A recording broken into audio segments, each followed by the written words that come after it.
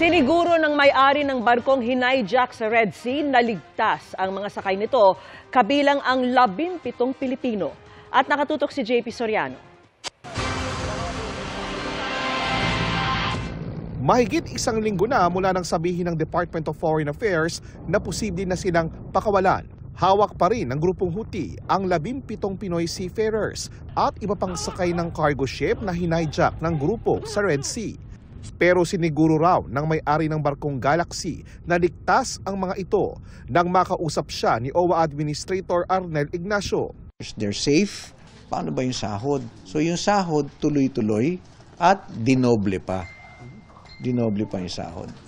Kaugnay naman ng high-level delegation na pinabubuo ng Pangulo para mapalaya ang mga bihag.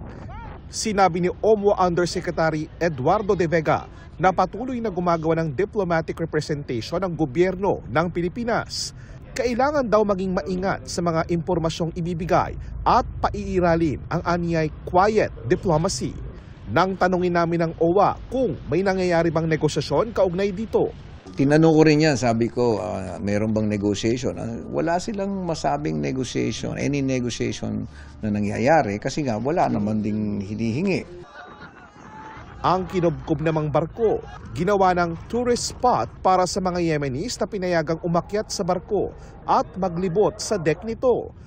Habang binabantayan ng gobyerno ng Pilipinas ang development ng mga Pilipinong bihag, 3 Pinoy seafarers naman na paalis ng Pilipinas ang buena manong nakagamit sa bagong OFW lounge dito sa departure area ng NAIA Terminal 1 kahit December 15 pa opisyal na bubuksan.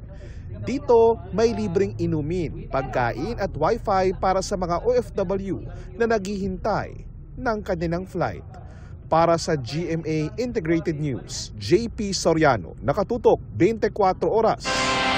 Mga kapuso, kasama nyo kami 24 oras. Mag-subscribe sa GMA Integrated News sa YouTube. Sa mga kapuso abroad, bisitahin ang GMA Pinoy TV at www.gmanews.tv.